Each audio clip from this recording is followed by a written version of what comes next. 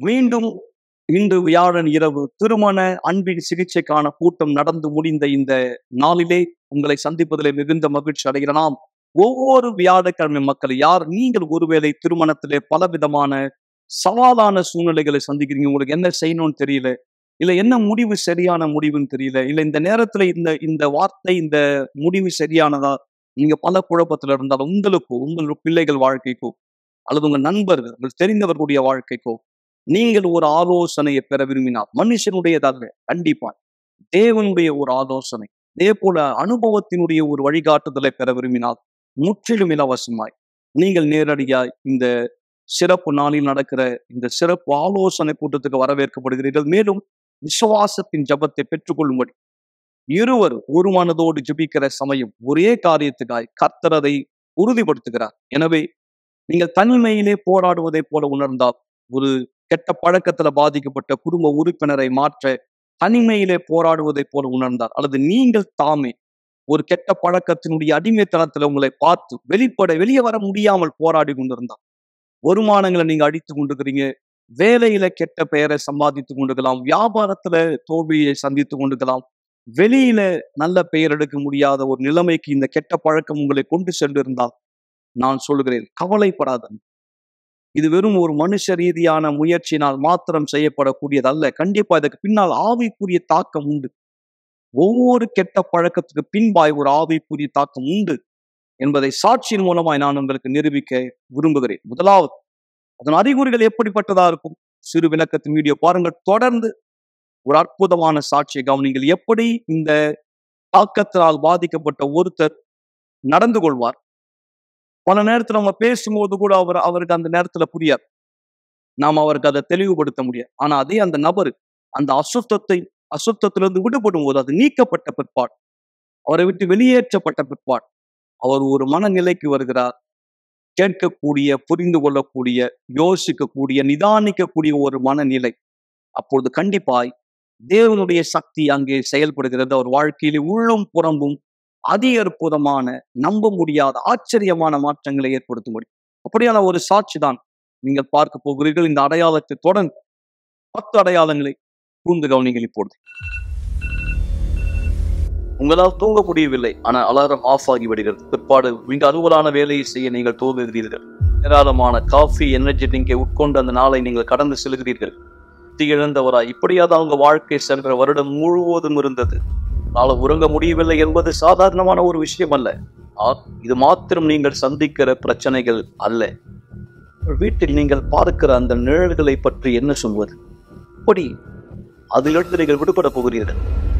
மீண்டும் நேற்று ராத்திரி உடலில் அழுத்தத்தை உணர்ந்தீர்கள், இருக்கப்படுவதை போல உணர்ந்தீர்கள். தூக்கத்திலே முரமானதை போல உங்களால் அசையவோ அல்லது கத்தவோ கூட முடியவில்லை. உங்கள் உயிரே கூட போகக்கூடிய அளவிற்கு காலை வேலை வருகிறது, மீண்டும் அலாரம் ஆஃப் ஆகிறது. நீங்கள் பரபரப்பான அலுவலை மீண்டும் துவங்குகிறீர்கள். இது பேசுவதற்கு மிக கடினமான ஒரு சூழ்நிலை. இந்த வழக்கமான தொடர்கதை விட்டு வெளியே வர வழி உண்டா? டிவி தானாகவே ஆஃப் ஆகி விடுகிறது. வீட்டில் தனியே இருந்தாலும் கூட யாரோ ஒருத்தர் உங்கள் பொருளை மாற்றி மாற்றி வைக்கிறார்கள். நீங்கள் ஆவிக்குரிய தாக்குதலுக்கு பாதிக்கப்பட்டுகிறீர்கள். இது 5வது தடவை இந்த மாதம் பதற்றத்திற்கான மாத்திரை வாங்க நீங்கள் மருந்து கடைக்கு சென்றது. இந்த மாதத்திலே அதிர்ச்சி தாக்குதலில் இருந்து உங்களை காத்துக் கொள்ளும்படி இறந்து போன குடும்ப ஒருத்தர் உங்களோடு பேசுவதை போன்ற குரல்களை கேட்கலாம். இது இனி உங்கள் வாழ்க்கையாய் ஒருபோதும் இருக்கக்கூடாது. ஒவ்வொரு வெள்ளிக்கிழமையும் எங்களோடு இணையுங்கள். இந்த தொடர் சங்கிலியில் ஆவிக்குரிய அழுத்தத்திலிருந்து விடுபட 282 அண்ணா சாலை, சென்னையில்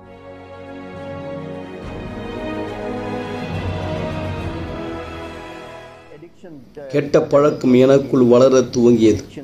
குடிப்பழக்கம். படிப்படியாக அதனுடைய நிலைமையானது இன்னும் இன்னும் இன்னும் மோசமடைந்தது. ஒவ்வொரு நாளும் குடித்தே ஆக வேண்டும் என்ற ஒரு கட்டத்துக்கு வந்து விட்டேன்.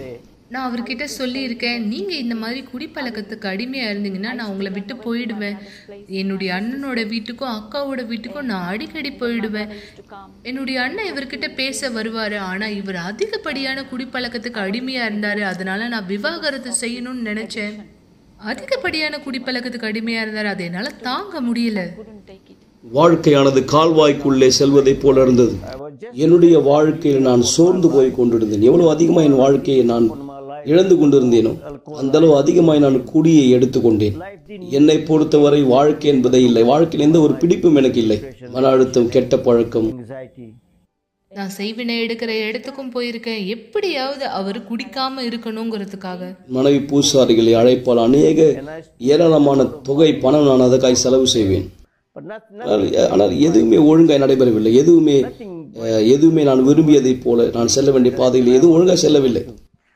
அதனால என்னோட வேலை செய்யற ஒருத்தர் ஃபிளையர்ஸ் கொடுத்தாங்க. யூனிவர்சல் சர்ச்சுக்கு நீ போனா நல்லா உணர்வ அப்படின்னு சொன்னாங்க. நீங்க என்ன பிரச்சனையை சந்திக்கிறீங்களோ அதுக்காக போங்க, நான் பாக்குறேன் நீங்க சந்தோஷமா இல்லை, உங்களுக்கு நிறைய பிரச்சனையானது இருக்கு, ஆனா நீங்க அங்க போகும்போது மாறும்னு சொன்னாங்க.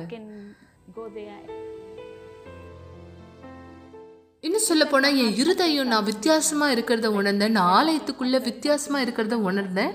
அதன் பிற்பாடு நான் என் கணவர்கிட்ட பேசினேன். என் கணவரும் சொன்னாரு, ஆமா அப்படிதான் இருக்கு. நான் விருப்பம் இல்லாதிருந்தேன். நான் சொன்னேன், ஆலயத்துக்கு சென்றாலும் கூட எதுவும் என் வாழ்க்கையில் மாறப்போவதில்லை. நாம் இங்கே போய் நேரத்தை வீணாக்கி கொண்டிருக்க போகிறோம். கடவுள் என்று சொல்லக்கூடிய இந்த இடத்துக்கு சென்று எதுவும் என் வாழ்க்கையை மாற்றப் போவதில்லை. யாரும் என் வாழ்க்கையை மாற்ற முடியாது. என்னுடைய பிரச்சனை சரிபடுத்த போது வெறும் என் குடிதான். அவர் என்கிட்ட சொல்லியிருந்தாரு, நீ ஆலயத்துக்கு போயிட்டு இருக்கியா, நீ என்ன மாத்த போறியா? யாரும் என்ன மாத்த முடியாது, எந்த கடவுளும் என்ன மாத்த முடியாதுன்னு சொன்னாரு. இதை கேட்டுதான் நான் ரூம்குள்ள போனேன், கதவை சாத்தினேன், நான் முட்டி போட்டேன், நான் ஜபிச்சேன், தேவனே நீங்க தான் இவரை குடிப்பழக்கத்துல இருந்து மாத்தணும், ஏன்னா அவர் உங்கள்கிட்ட சவால் வச்சிருக்காருன்னு நான் சொன்னேன்.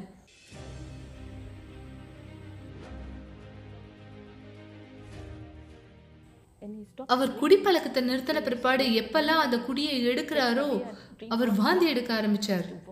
ஒரு நாள் நான் தீர்மானித்தேன், இந்த குடிப்பழக்கத்துக்கு ஒரு முடிவை ஏற்பட்டே ஆக வேண்டும். இல்லை, ஒரு வழி உண்டு. எனவே நான் ஆலயத்துக்கு சென்றேன், கூட்டங்களை கலந்து கொள்ள துவங்கினேன். இங்கே போதகர்கள் சொன்ன அந்த வார்த்தையின்படியே நான் கீழ்ப்படிய தீர்மானித்தேன். அப்பொழுதுதான் தேவன் என்னை தொட்டார். நான் சுஸ்தமானேன். என்னுடைய எல்லா விதமான கெட்ட பழக்கத்திலிருந்து விடுதலை பெற்றேன்.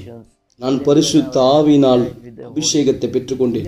என் மேலாக இருந்த அந்த பாரம், என் மேலாக இருந்த அந்த சுமை, அது என் வாழ்க்கையிலிருந்து மறைந்து போனது. அந்த தருணம் முதல், அந்த நேரம் முதல் என்னுடைய கண்ணோட்டம் மாறியது, பார்வை மாறியது. ஏதோ ஒரு இருள் என் கண்ணை விட்டு விலகினது போல அந்த நேரம் முதல் நான் எல்லாவற்றையும் தெளிவாய் பார்க்க துவங்கினேன். நான் பார்க்கும் விதம் மாறியது. என்னுடைய உள்ளத்தினுடைய விருப்பங்கள் மாறியது. நான் ஆலயத்துக்கு வருகிற சமயம் நான் அப்படியே வெளியிலே மற்ற மக்களை பார்க்கும் பொழுது என்னை போல ஒரு சமயத்திலே மன அழுத்தத்தோடு பாரத்தோடு இருந்த என்னை போல ஆலயத்துக்கு வருகிற மக்களை நான் இப்பொழுது ஆலயத்துக்குள்ளே பார்க்கும் பொழுது, வெளியிலே மக்களை நான் அப்படியே பார்க்கும் பொழுது எனக்கு அந்த அளவு ஆசை இருக்கிறது. நான் இந்த மக்களுக்காக ஏதாவது செய்ய வேண்டும், அவர்கள் இந்த பழக்கத்திலிருந்து நிலைமையிலிருந்து வெளியே வரும்படி என்று. என் வாழ்க்கை முற்றிலுமாக மாறியது. கர்த்தர் எனக்கு ஒரு வியாபாரத்தை கொடுத்தார்.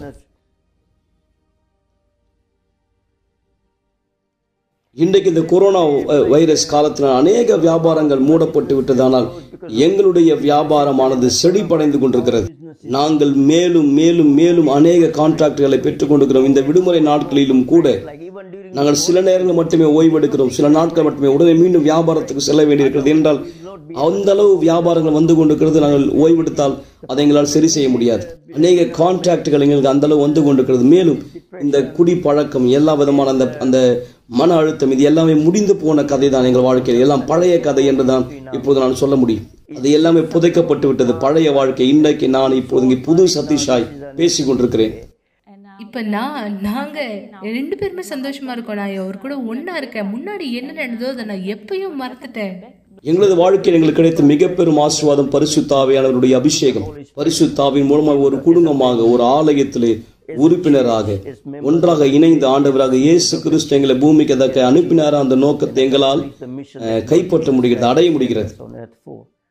இந்த சாட்சியை பார்த்த நீங்கள் என்ன சொல்ல முடியும் மக்களை? உங்களால எப்படி இதை புரிந்து கொள்ள முடியும்? எப்படிப்பட்ட ஒரு நிலைமைக்கு அவர் வாழ்க்கை தள்ளப்பட்டது பார்த்தீங்களா? ஒருவேளை உங்களுக்கு தெரிகிறது இந்த கெட்ட பழக்கம் உங்களை எந்த நிலைமைக்கு கொண்டு போயிட்டு இருக்கு, உங்களால புரிந்து கொள்ள முடிகிறது. நீங்க நிதானமா இருக்கிற நேரம். ஆனா உங்களால ஒருவேளை முடியல. போதை பழக்கத்தினுடைய தாக்கம், குடும்பத்தினுடைய சூழல், வேலையில சந்திக்கிற போராட்டம், மன உளைச்சல், மன அழுத்தம், அல்லது சரியான ஒரு கவனிப்பு இல்லாமை, சரியான அன்பு இல்லாமை, சரியான ஆலோசனை இல்லாமல், சரியான வழிகாட்டுதல் இல்லாமல் உங்க வாழ்க்கை ஒருவேளை தவறி போயிருக்கலாம், பாதை தவறி போயிருக்கலாம். சில நேரம் நீங்க இடறி விழுந்து காயப்பட்டிருக்கலாம். உடல்நிலை மாத்திரமல்ல, மனசிலும் ஒரு மிகப்பெரிய ஏமாற்றத்தை நீங்க சந்தித்திருக்கலாம், சந்தித்து கொண்டிருக்கலாம். நீங்கள் ஆணோ பெண்ணோ, நடுத்தர வயதோ, இளம் வயதினரோ, வயது முதிர்ந்தவரோ, நண்பர்கள், நீங்க யாரா இருந்தாலும் சரி, நான் உங்களுக்கு சொல்கிறேன், கவலைப்படாதிருங்க. உங்கள் காயங்கள் ஆற்றப்பட முடியும். விசேஷமா நீங்க யார், உங்களை ஒன்றுமில்லாத ஒருவரா பாக்குறீங்க, சமுதாயத்துல தள்ளப்பட்ட ஒருத்தரா பாக்குறீங்க, எதுக்குமே பிரயோஜனம் இல்லாத ஒருத்தராய் நீங்கள் உங்களை கருதினால், சில நேரம் நான் என்ன செய்துட்டு இருக்கேன் இந்த உலகத்துல, ஏன் நான் உயிரோடு இருக்கிறேன்னு கூட நீங்க யோசிக்கலாம். ஆனால் இந்த நிகழ்ச்சி நீங்க பார்த்து கொண்டிருக்கக்கூடிய வாய்ப்பு உங்களுக்கு கிடைத்திருக்கிறது என்றால் புரிந்து கொள்ளுங்கள், நீங்கள் ஆண்டவருக்கு எவ்வளவு விசேஷமானவர் என்று. இவ்வுலகத்தின் அற்பமானவைகளை, உலகத்தில் ஒடுக்கப்பட்டவைகளை, உலகத்திலே தள்ளப்பட்டவைகளை கர்த்தர் தெரிந்து கொண்டார். அசட்டை பண்ணப்பட்டவர்களை கர்த்தர் தெரிந்து கொண்டார். அவர்களை உயிருள்ள சாட்சியாய் மாற்ற முடியும். அதுதான் நீங்கள் பார்க்க போகிற இந்த இளம் பெண்ணுடைய சாட்சி. தன்னுடைய வாழ்க்கை ஒரு தவறான வழியில சென்றதை குறித்த உடைந்து போன இவர், ஆனா என்னைக்கு தேவனுடைய அந்த அன்பை புரிந்து கொண்டார், அவரை நோக்கி தன்னுடைய பார்வையை செலுத்தினார், அந்த இருளின் பிடியிலிருந்து கர்த்தர் அவரை வெளியே கொண்டு வந்தார். இதோ அற்புதமான சாட்சியை கூர்ந்து கவனிங்கள். உங்களுக்கும் இந்த வாய்ப்பு உண்டு. இந்த ஞாயிற்றுக்கிழமை காலை 9:30 மணி விசேஷமாய் வரும்போது நீங்க ஒரு பாட்டில் தண்ணி எடுத்துக்கொண்டு வரலாம். அதை ஆசீர்வதிக்க போகிறோம். நீ கேட்க போகிற வார்த்தை, பெறப் போகிற ஜெபம், கண்டிப்பாய் நீங்கள் எப்படிப்பட்ட நிலையில உங்களை பார்த்தாலும், ஒடுக்கப்பட்ட, தள்ளப்பட்ட, புறக்கணிக்கப்பட்ட ஒருவராய் கவலைப்படாதீங்க. கண்டிப்பாய் நீங்கள் அதிலிருந்து மீட்டெடுக்கப்பட முடியும். காரணம் மனுஷனால் முடியாது, தேவனால். பேர் பார்கவி. எனக்கு 24 வயசு ஆகுது.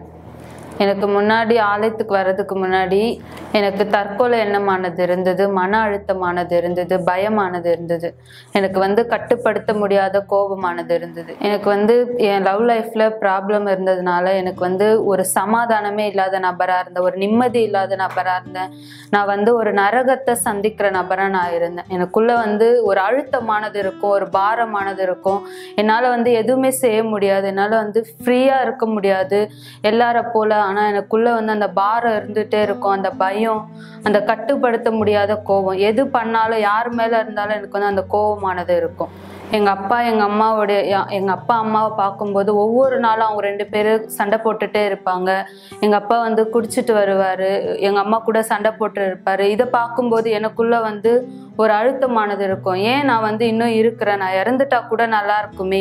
எனக்குள்ளே அந்த சமாதானம் இல்லாத ஒரு வாழ்க்கை, எனக்குள்ளே அந்த நிம்மதி இல்லாத ஒரு நிலைமையாக இருக்குது சொல்லி நான் ஒவ்வொரு நாளும் எனக்குள்ளேயே நான் அழுதுட்டு இருக்கிற நபராக நான் இருந்தேன். எனக்கு அந்த நேரத்தில் கோபமானது இருக்கும் எங்கள் அப்பா மேலே. ஏன் இந்த மாதிரி பண்ணுறாரு, எனக்கு என் வீட்டில் இருக்கவே எனக்கு பிடிக்காது. அந்த நேரத்தில் எங்கேயாச்சும் போயிடலாம், நம்ம யார் கண்ணுக்குமே காணாமல் போயிடலான்னு சொல்லி அந்த எண்ணம் கூட எனக்கு இருந்திருக்கு. எனக்கு வீட்டில் யாருமே கவனம் கொடுக்கறதுக்கு இல்லை, யாருமே என்னை அக்கறையாக பார்த்துக்கிறது இல்லை. ஸோ இந்த காரணத்தினால நான் வெளியில் இருக்கிற ஒரு நபரை நான் பார்க்க ஆரம்பித்தேன். அவர் எனக்கு கவனம் கொடுப்பாரு, அவர் எனக்கு நல்லா பார்த்துப்பாரு. ஒரு நம்பிக்கையில் நான் வெளியில் ஒரு காதலனை நான் பார்த்தேன். ஸோ பிற்பாடு அப்புறம் தான் எனக்கு பிரச்சனை மிகப்பெரிய விதத்தில் ஆரம்பிச்சது. எப்படின்னா, எங்கள் 2 பேருக்குள்ள அந்த ஒற்றுமையானது இருக்காது, அந்த புரிந்து கொள்ளுதல் இருக்காது. 2 பேருமே எப்போ பார்த்தாலும் சண்டை போட்டுட்டே இருப்போம். எங்கள் அந்த அந்த அன்பின் வாழ்க்கையில் எங்களுக்கு நிம்மதியானது கிடையாது. எங்களுக்கு அந்த அன்பின் வாழ்க்கையில் ஒரு புரிந்து கொள்ளுதல் கிடையாது. எதுவுமே ஒழுங்காக இல்லை, எல்லாமே பிரச்சனையாக இருந்தது. எனக்குள்ளே என் வீட்டில் சந்தித்த பிரச்சனையை விட எனக்கு அப்போ தான் எனக்கு அதிகமாக பிரச்சனையானது ஆரம்பிச்சது. அப்புறமா தான் நான் அந்த நபரை பற்றி முழுமையாக தெரிஞ்சுக்கிற நபராக இருந்தேன். அவர் குடிப்பழக்கத்துக்கு அடிமையாக இருந்தார். ஸோ பிற்பாடு எங்கள் அம்மா என்ன பிரச்சனைனால சந்திச்சிருந்தாங்களோ வீட்டில், அதே பிரச்சனையால் நானும் பாதிக்கப்பட்ட நபராக இருந்தேன். நான் ஒருபோதும் நினச்சது கிடையாது என் வாழ்க்கை மாறும்னு. ஸோ அப்போ தான் நான் புரிஞ்சுக்கிட்டேன். ஒருத்தர் மூலியமாக இந்த இன்விடேஷனானது நான் வாங்கினேன். ஸோ அந்த அழைப்பானது அவங்க கொடுத்தாங்க, அந்த தொடர் சங்கிலி ஜபத்தில் கலந்துக்கும்படி.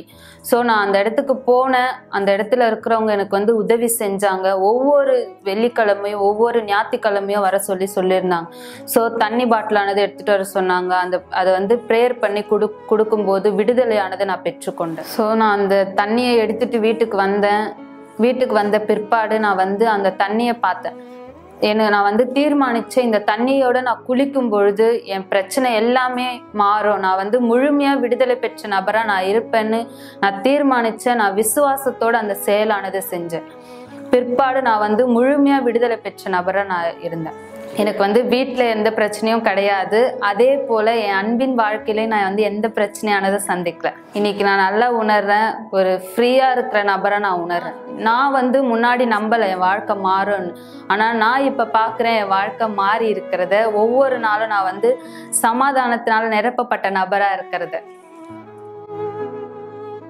நாம் நிகழ்ச்சியினுடைய இறுதிக்கு வந்திருக்கிறோம் மக்களை.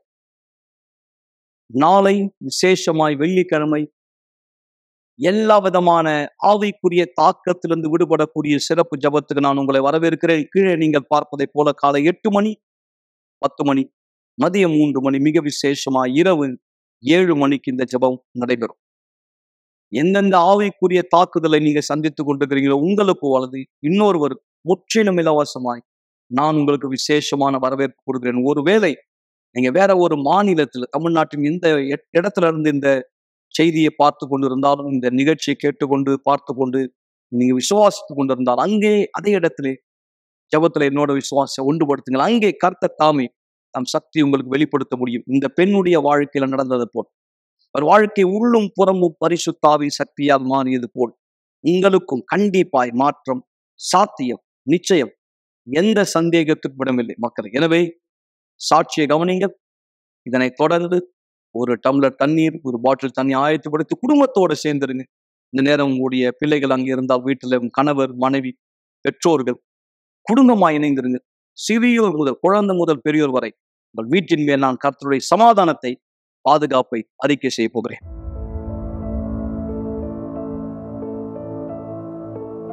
அவரை பத்தி பேசினாலே எனக்கு கோபம் வரும். அவருடைய பேர் எடுத்தாலே எனக்கு கோபம் வரும். இல்ல அவரை சம்பந்தப்பட்ட விஷயத்தை ஏதாவது நான் பார்த்தா எனக்கு கோபம் வரும். நான் நினைச்சேன் இந்த மாதிரி நான் வாழக்கூடாது, இது எல்லாத்தையும் எடுத்து போடணும். இந்த மாதிரி அவரை பத்தி பேசினாலே கோபம் வர்ற இந்த உணர்ச்சியை நான் எடுத்து போடணும். ஆனா எனக்கு அது எப்படி செய்யறதுன்னு தெரியல, எங்க உதவி கேட்கணும்னு தெரியல. இதுல இருந்து வெளியே வரும்படியா, நான் உதவி கேட்கும்படியா, மனதளவுல யாரெல்லாம் பாதிக்கப்பட்டிருக்காங்களோ அவங்களுக்கு ஆலோசனை கொடுக்கும்படியா இருக்க நபரிடத்துல நான் போயிருந்தேன்.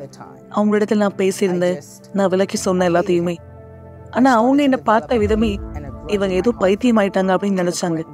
ஏன்னா எப்படி ஒருத்தரால இவ்வளவு கோபமா இருக்க முடியும், ஏற்கனவே இறந்த ஒரு நபர் மேல அப்படின்ற கேள்வி எல்லாருக்குமே இருந்தது. ஆனா இதுல இருந்து எப்படி வெளியே வருதுன்னு எனக்கு தெரியாம போயிடுச்சு. ஏன்னா எனக்குள்ளாங்க அந்த அளவுக்கு கோவம் இருந்துச்சு, அந்த அளவுக்கு வெறுப்பு இருந்தது. நான் சரீரபூர்வமாவே பாதிக்கப்பட்டிருந்தேன். இருந்தாலும் இதை விட அதிகமா என்னுடைய சிந்தனையில நான் பாதிக்கப்பட்டிருந்தேன். இதுக்கு பிற்பாடு எனக்கு வந்து சர்க்கரை வியாதி வர ஆரம்பிச்சது. அது ரொம்பவே அதிகமான அளவுல இருந்ததுனால எனக்கு பிரஷர் இருந்தது. என்னால இது கட்டுப்படுத்த முடியாம போயிடுச்சு. ஒரு நாள்ல 12 முறைக்கு மேல நான் சோதிச்சு பார்த்துட்டே இருக்க வேண்டியதா இருந்து என்னுடைய ரத்த அளவு எவ்வளவு இருக்கு, எனக்குள்ளாக பிரஷர் எவ்வளவு இருக்கு அப்படின்னு. ஏன்னா என்னுடைய சர்க்கரை வியாதியினுடைய அளவு ரொம்பவே அதிகமா இருந்தது. ஒரு வாரத்துக்கு நான் அதிக முறையா ஊசி போட வேண்டியதா இருந்தது. என்னுடைய ரத்தத்தை வந்து சுத்திகரிக்க வேண்டியதா இருந்தது. இதுக்கு பிற்பாடுதான் நான் யூனிவர்சல் ஆலயத்தை கண்டுபிடித்தேன். நான் ஆலயத்துக்கு போனேன். அங்க போன பிற்பாடு எனக்கு என்ன நடந்ததுன்னு தெரியல. ஆனா ஒவ்வொரு முறை நான் ஆலயத்துக்கு போயிட்டு வெளியே வரும்பொழுதும் ஏதோ ஒரு வித்தியாசத்தை எனக்குள்ளாக உணர்ந்து, ஏதோ ஒரு விஷயம் எனக்கு புரிய வந்தது போல நான் உணர்ந்தேன். இதுல எதை என்ன ஆச்சரியப்பட வச்சதுன்னா, நான் போன எல்லா கூட்டத்திலயுமே அங்க இருந்த பாஸ்டர் தொடர்ந்து மன்னிப்பை குறித்து பேசினார். அவர் தொடர்ந்து பேசிட்டே இருந்தார். உங்களுக்குள்ள வெறுப்புணர்ச்சி இருக்கக்கூடாது, உங்க இருதயத்தை நீங்க சுத்தப்படுத்தணும், நீங்க மன்னிக்கணும்னு அவர் தொடர்ந்து சொன்னார். நீங்க யார் மேல கோவமா இருக்கீங்களோ அந்த நபரை அழைங்க, அவங்க கிட்ட மன்னிப்பு கேளுங்க. நான் எனக்குள்ள கேட்டுக்கிட்டேன், அவர் தான் ஏற்கனவே இறந்துட்டாரு, எப்படி நான் அவரை கூப்பிடுறது அப்படின்னு. என்னெல்லாம் பாஸ்டர் அந்த இடத்துல சொல்வாரோ எல்லாமே என்னை பொறுத்த வரைக்கும் வித்தியாசமா இருந்தது. நான் யோசிப்பேன், எப்படி இது சாத்தியம், இது எப்படி செய்ய முடியும் அப்படின்னு. எல்லா விஷயத்திலயும் எனக்கு கேள்வி இருந்தது. ஆனா நான் ஒரு விஷயத்த அதுல கத்துக்கிட்டேன். என்னுடைய உணர்ச்சியை பயன்படுத்துறதுக்கு பதிலாக புத்தியுள்ள விசுவாசத்தை நான் பயன்படுத்தணும்னு நான் கத்துக்கிட்டேன். ஏன்னா அதெல்லாம் நான் பண்ணிட்டு இருந்தேன். என்னுடைய இருதயம் தான் என்னுடைய உடம்பையே கட்டுப்படுத்துறதா இருந்தது. என்னுடைய மூளையும் என்னுடைய புத்திசாலித்தனத்தையும் நான் பயன்படுத்துறதுக்கு பதிலாக தொடர்ந்து என்னுடைய இருதயத்தை நான் பயன்படுத்திட்டு இருந்தேன். என்னுடைய உணர்ச்சியை பயன்படுத்த எல்லாத்தையும் செஞ்சுட்டு இருந்தேன். எனவே இதை நான் கண்டுபிடித்த பிற்பாடு என்ன முழுமையை நான் வெறுமையாக்க வேண்டியது அவசியமா இருந்தது. நான் என்னுடைய இருதயத்தை திறந்து பேச வேண்டியது, எல்லாத்தையும் தேவனிடத்தில் அர்ப்பணிக்க வேண்டியது ரொம்ப முக்கியமா இருந்தது. கடைசியா எல்லாத்துக்கும் ஒரு முடிவு நான் எடுத்தேன். நான் தண்ணியில ஞானஸ்தானம் எடுத்து என் வாழ்க்கைக்கான முடிவை நான் எடுக்க ஆரம்பிச்சேன். பரிசுத்த ஆவியானவரை தேட ஆரம்பிச்சேன். நான் தானியேல் உபவாசத்துல பங்கேற்றேன். என்னுடைய எல்லா விஷயத்தையுமே நான் கைவிட ஆரம்பிச்சேன். இதனுடைய பிரதிபலனா பரிசுத்த ஆவியானவரை என்னுடைய வாழ்க்கையில் நான் பெற்றுக்கொண்டேன். என்னையே நான் தேவனுக்கு முன்னாடி அதிகமா தாழ்த்த ஆரம்பிச்சேன். சில நண்பர்கள் எனக்கு இருந்தாங்க, அவங்களோட முன்னாடி நான் எல்லா நேரமும் இருப்பேன். ஆனா அதுக்கு பிற்பாடு நான் அவங்க கிட்ட இருந்து என்னை விலக்கிக்கிட்டேன். ஏன்னா என்னை பொறுத்த வரைக்கும் அவங்கதான் தேவனிடத்துல இருந்து என்னை பிரித்து வைக்கிறது போல நான் உணர்ந்தேன். எனவே அவங்க செய்யற எல்லா விஷயத்தையும் அப்படியே எதிர்மறையா வித்தியாசமா நான் செய்ய ஆரம்பிச்சேன். என்னுடைய தனிப்பட்ட உபவாசத்தை நான் ஏற்படுத்தினேன். ஆலயத்துல நடந்த உபவாசத்திலயும் நான் கலந்துப்பேன். சில நேரங்கள்ல இரவுல நள்ளிரவுல எழுந்து நான் ஜெபிப்பேன். 3 முறை நான் ஜெபிப்பேன். சில நேரங்கள் நான் குறிப்பிட்டு வச்சிருந்தேன். அதிகமா தேவனுடைய வார்த்தையை நான் படிக்க ஆரம்பிச்சேன். நான் பரிசுத்த ஆவியானவரை பெற்றுக்கொள்றதுக்கு முன்னால் அந்த சமயத்துல ஒரு சில நேரங்கள் வந்துச்சு. நான் அப்போ முட்டி போட்டேன். நான் அழ ஆரம்பிச்சேன். தேவனிடத்துல எல்லாத்தையுமே சொன்னேன். என்னுடைய சகோதரனுக்கும் எனக்கும் இருந்த சண்டைகள், அவர் மேல எனக்கு இருந்த வெறுப்பு, என்னுடைய பசங்களோட எனக்கு இருந்த கசப்புணர்ச்சிகள், என்னுடைய அம்மாவோட இருந்த உறவு, எல்லாத்தையுமே நான் அழுது தேவனிடத்துல என்னுடைய இருதயத்தை திறந்து ஊற்றினேன். அந்த நேரத்துலதான் தேவனுடைய ஆவியானவரை நான் பெற்றுக்கொண்டேன்.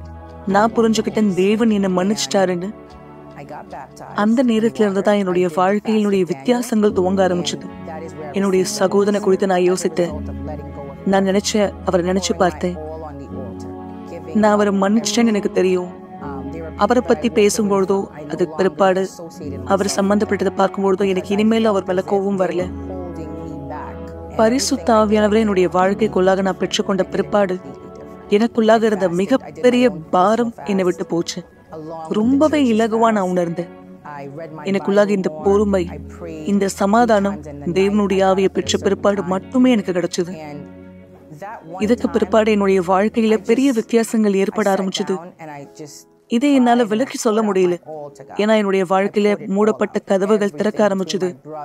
எனக்காக நல்ல விஷயங்கள் என் வாழ்க்கையில நடக்க ஆரம்பிச்சது. நான் எல்லாத்தையும் பார்த்தேன். இப்போ என்னுடைய சரீரத்தினுடைய குறைபாடுகள் எல்லாமே சரிப்படுத்தப்பட்டிருக்கு. நான் இப்போ சரிசமமா உணர்றேன். என்னுடைய ஆவிக்குரிய வாழ்க்கையில என்னுடைய விசுவாசத்தை பயன்படுத்தி நான் தொடர்ந்து முன்னோக்கி போறேன். என்னுடைய வாழ்க்கையினுடைய சில பிரச்சனைகள் சரிப்படுத்தப்பட்டுருச்சு. என்னுடைய பண வாழ்க்கை இப்ப ஆசீர்வாதமா இருக்கு. என்னுடைய அம்மா, என்னுடைய பசங்களோட என்னுடைய திருமண வாழ்க்கை, எல்லாரோட எனக்கு இருக்க உணர்வு, அவங்களோட நான் பேசுற விதம், என்னுடைய உறவு எல்லாமே சரிப்படுத்தப்பட்டிருக்கு. அநேக வாய்ப்புகள் எனக்கு கிடைக்க ஆரம்பிச்சது. என்னுடைய வாழ்க்கையில என்னுடைய வேலை சம்பந்தப்பட்டமா நிறைய இடத்துக்கு நான் பயணம் செய்து போறேன். நான் எல்லாத்தையும் புதுசா கத்துக்கிறேன். 4 வருஷத்துக்கு முன்னாடி எப்படி ஒரு மோசமான உணர்ச்சியுடைய ஒரு பெண்ணா நான் இருந்தனோ, இனிமேலும் அப்படி நான் கிடையாது.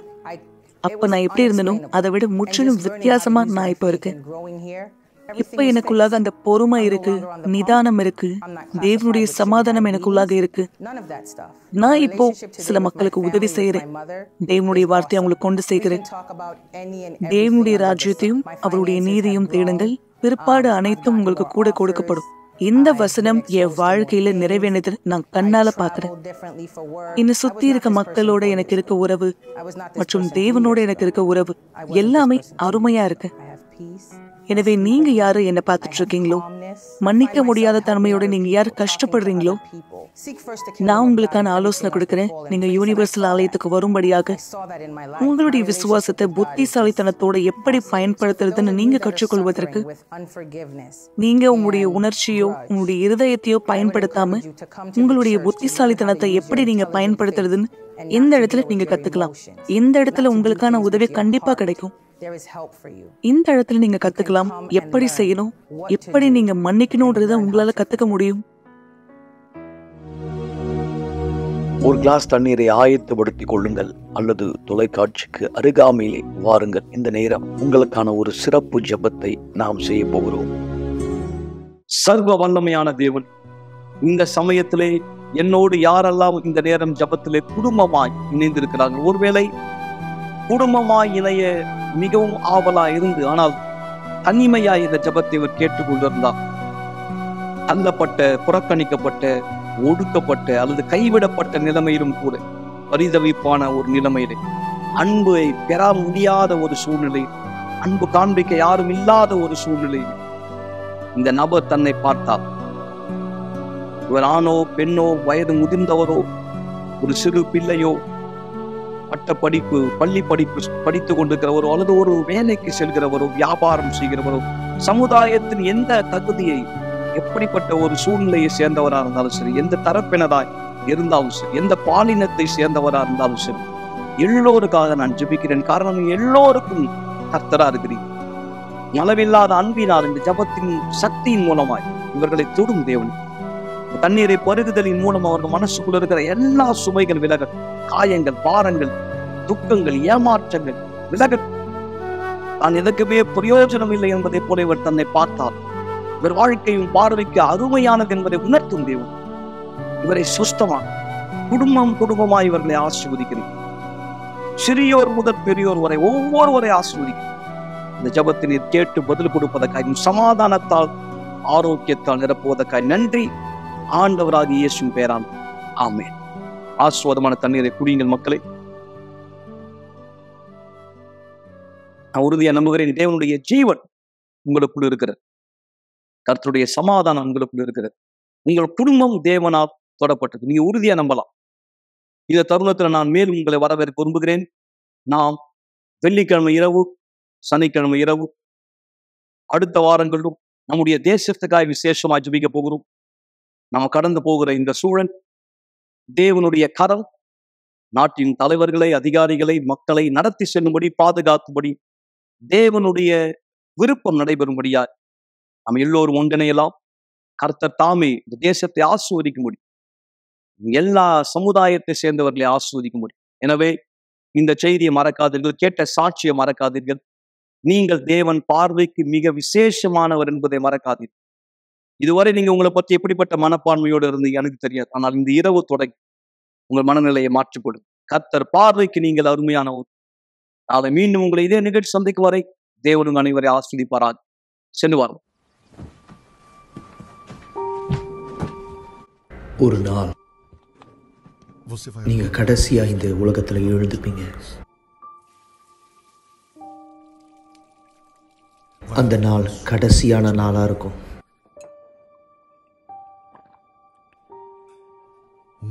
கடைசியா ஒரு முறை நீங்க காலை உணவை சாப்பிடுவீங்க.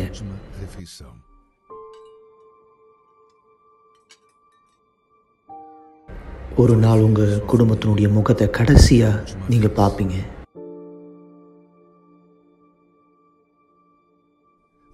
உங்களுடைய கடைசியான வார்த்தையை சொல்லுவீங்க. உங்களுடைய கண்கள் கடைசியா ஒரு முறை சிமிட்டும்.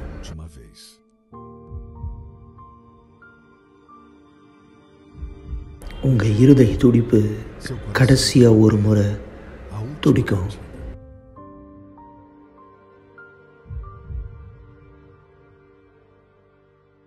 நீங்க கடைசியா ஒரு முறை மூச்சை இழுத்து விடுவீங்க.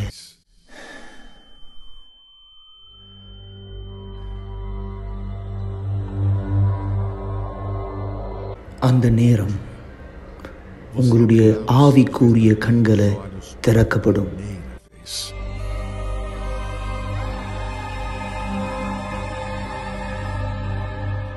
அந்த நேரத்தில் நீங்க புரிஞ்சுப்பீங்க எந்த அளவுக்கு உங்களுடைய ஆத்மா உண்மையானது அப்படின்னு.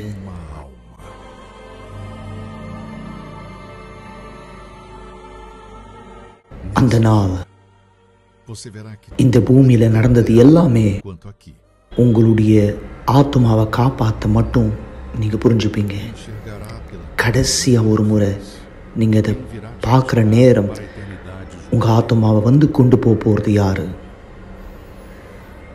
அந்த நேரம் நீங்க யார்கிட்ட உங்க நேரத்தை கொடுத்தீங்களோ, யார்கிட்ட உங்க நாளை கொடுத்தீங்களோ, யார்கிட்ட உங்க விருப்பத்தை செஞ்சீங்களோ, யாரை நீங்க வணங்குனீங்களோ, இந்த வாழ்க்கையில இது உங்களை பதட்டப்படுத்துதா இல்ல இது உங்களை உறுதிப்படுத்துதா?